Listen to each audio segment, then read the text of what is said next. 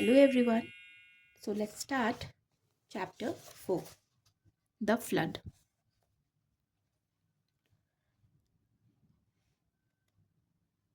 Prior to the cognitive revolution, humans of all species lived exclusively on the Afro-Asian landmass.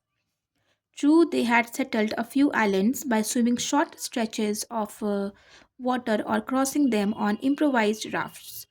Flores, for example, was colonized as far back as 850,000 years ago, yet they were unable to venture into open sea, and none reached America, Australia, or remote islands such as Madagascar, New Zealand, and Hawaii.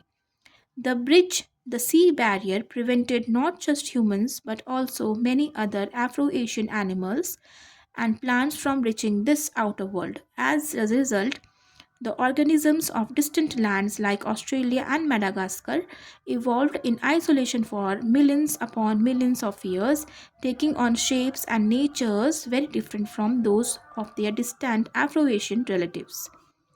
Planet Earth was separated into several distinct ecosystems, each made up of a unique assembly of animals and plants. Homo sapiens was about to put an end to this biological exuberance. Following the cognitive revolution, sapiens acquired the technology and organization skills and perhaps even the vision necessary to break out Afro-Asia and settle the outer world. Their first achievement was colonization of Australia some 45,000 years ago. Experts are hard pressed to explain this feat. In order to reach Australia, humans had to cross a number of sea channels, some more than 100 kilometers wide, and upon arrival, they had to adapt nearly overnight to completely new ecosystem. The most reasonable theory suggests that about 45,000 years ago, the sapiens living in the Indonesian archipelago, a group of islands separated from Asia and from each other by only narrow straits, developed the first seafaring societies. They learned how to build and maneuver ocean going vessels and became long distance fishermen, traders, and explorers. This would have brought about an unprecedented transformation in human capabilities and lifestyles. Every other mammal that went to sea, seals, sea cows, dolphins, had to evolve for eons to develop specialized organ and a hydrodynamic body. The sapiens in Indonesia, descendants of ape who lived on African savanna, became Pacific seafarers without growing flippers and without having to wait for their noses to migrate to the top of their heads as whales did.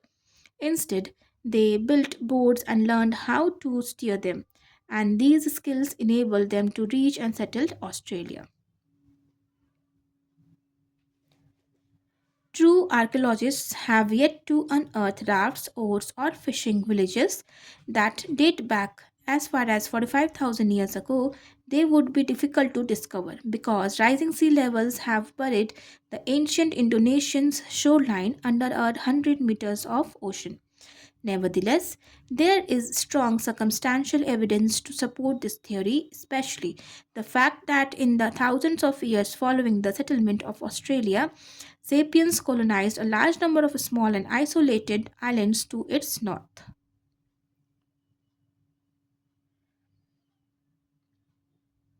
Some, such as Buka and Manus, were separated from the closest land by 200 kilometers of open water. It's hard to believe that anyone could have reached and colonized Manus without sophisticated vessels and sailing skills. As mentioned earlier, there is also firm evidence for regular sea trade between some of these islands, such as New Ireland and New Britain. The journey of the first humans to Australia is one of the most important events in history, at least as important as Columbus' journey to America or the Apollo 2 expedition to the moon. It was the first time any human had managed to leave the Afro Asian ecological system. Indeed, the first time any large terrestrial mammal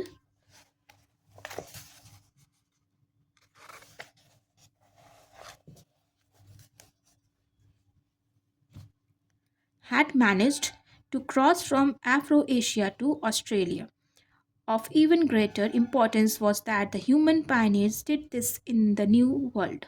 In this new world, the moment the first hunter-gatherers set foot on an Australian beach was the moment that Homo sapiens climbed to the top rung in the food chain on a particular landmass and thereafter became the deadliest species in the annals of planet Earth.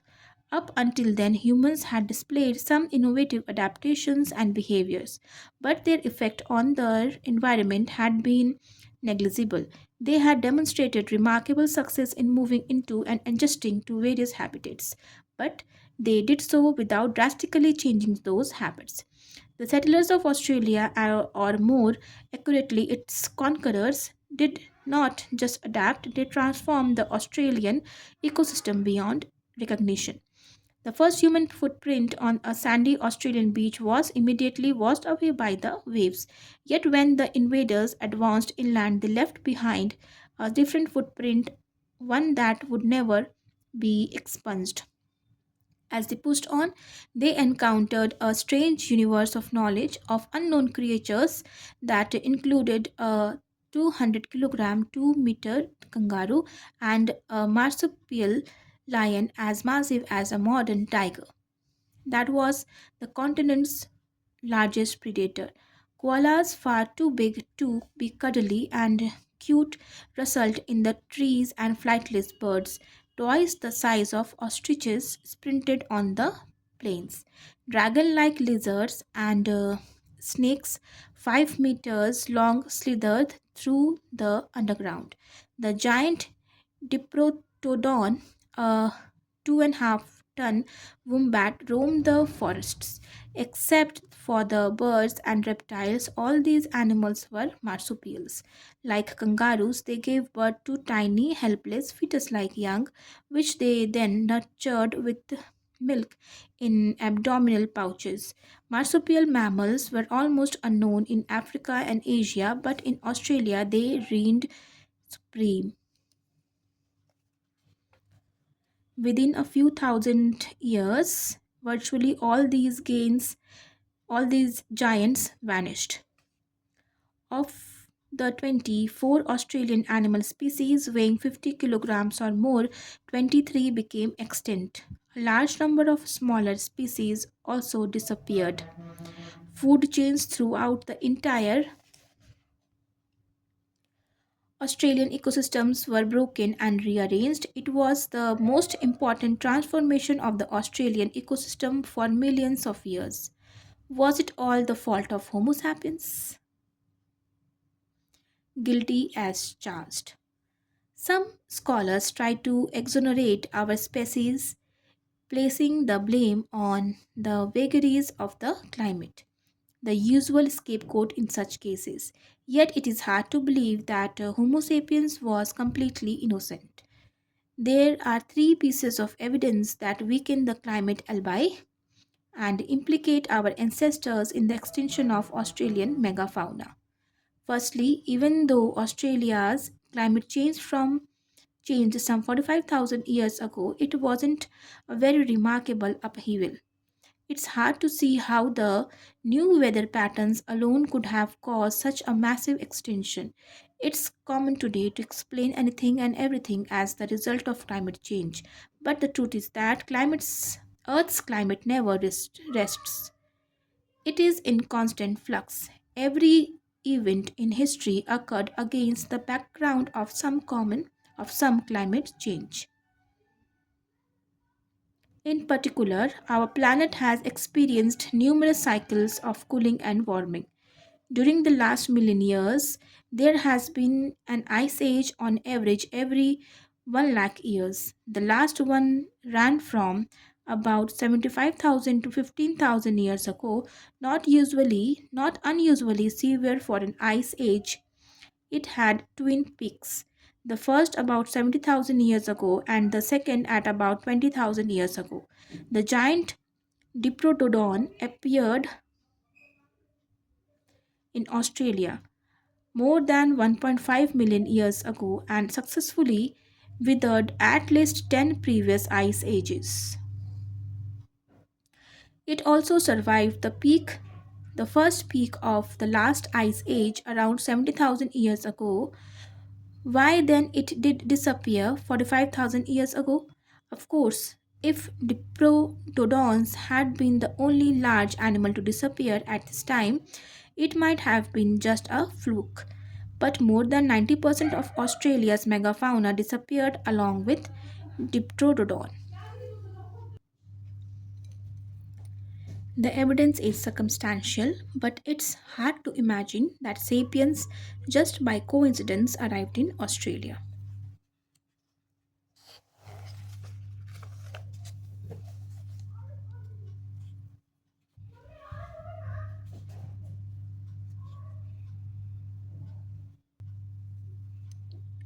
At the precise point that all these animals were dropping dead off the gills. Secondly, when climate change causes mass extinction, sea creatures are usually hit as hard as land dwellers.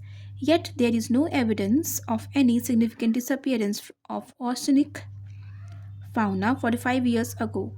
Human involvement can easily explain why the wave of extinction obliterated the terrestrial megafauna of Australia while sparing that of the nearby oceans. Despite its burgeoning navigational abilities, Homo sapiens was still overwhelmingly a terrestrial menace.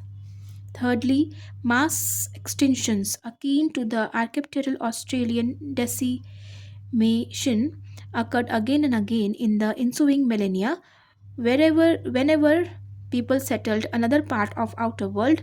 In these cases, sapiens' guilt is irrefutable. For example, the megafauna of New Zealand, which had weathered the alleged climate change of circa 45,000 years ago without a scratch, suffered devastating blows immediately after the first humans set foot on the islands.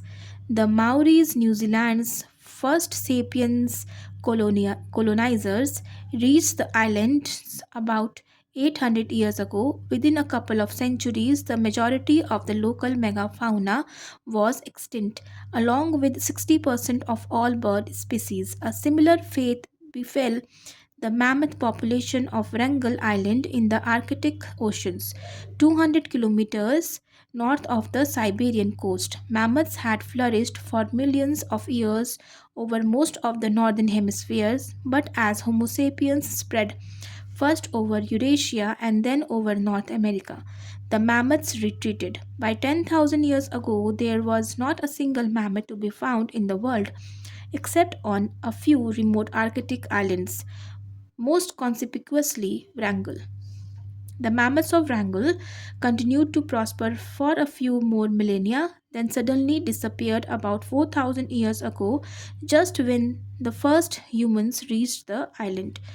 Were the Australian extinction and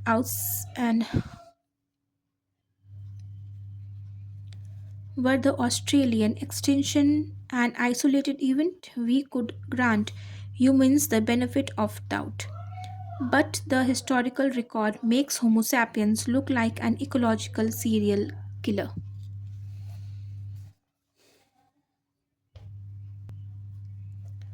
All the settlers of Australia had at their disposal was Stone Age technology. How could they cause an ecological disaster?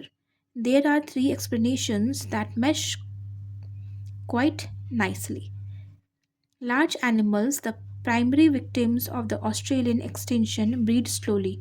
Pregnancy is low, offspring their pregnancy are few, and there are long breaks between pregnancies.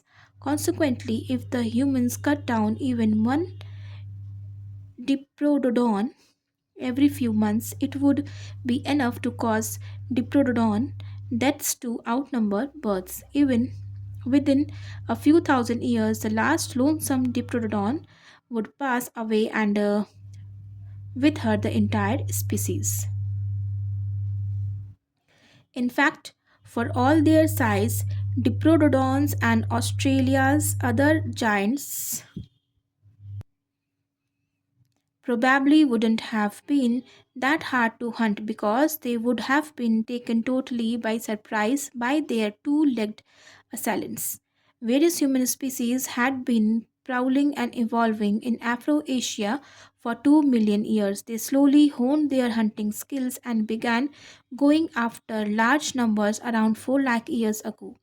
The big beasts of Africa and Asia learned to avoid humans, so when the new mega predator Homo sapiens appeared on the Afro Asian scene, the large animals already knew to keep their distance from the creatures that looked like it. In contrast, the Australian giants had no time to learn to run away. Humans don't come across as particularly dangerous. They don't have long, sharp teeth or muscular lithe bones bodies. So they so when Diprotodon, the largest marsupial ever to walk on Earth, set eyes for the first time on this frail-looking ape, he gave it one glance and then went back to chewing leaves. These animals had to evolve a fear of humankind, but before they could do so, they were gone. The second explanation is that by the time sapiens reached Australia, they had already mastered fire agriculture. Faced with an alien and threatening environment, they deliberately burned vast areas of impassable thickets and dense forests to create open grasslands, which attracted more easily hunted games and were better suited to their needs. They thereby completely changed the ecology of large parts of Australia within a few short millennia.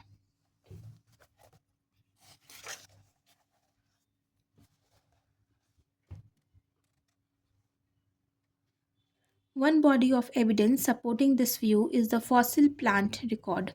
Eucalyptus trees were rare in Australia 45,000 years ago, but the arrival of Homo sapiens inaugurated a golden age for the species.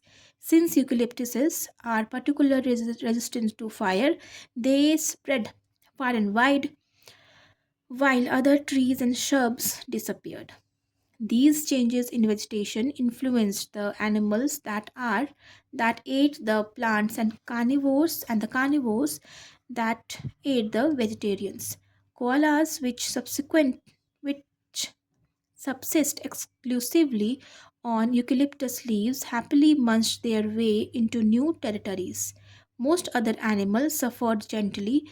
Many Australian food chains collapsed, driving the weakest links into extinction.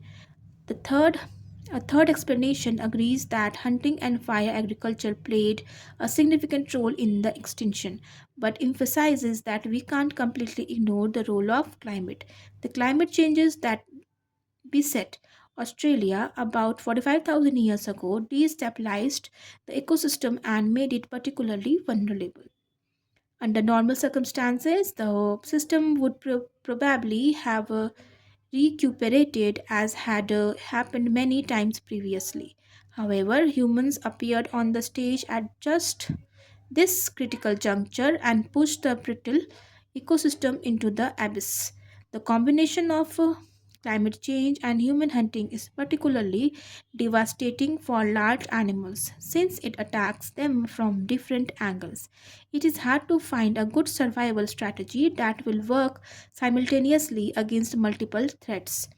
Without further evidence, there is no way of deciding between the three scenarios that but there are certainly good reasons to believe that Homo sapiens had never gone down under it would still be home to marsupial lions, diprotodons and giant kangaroos.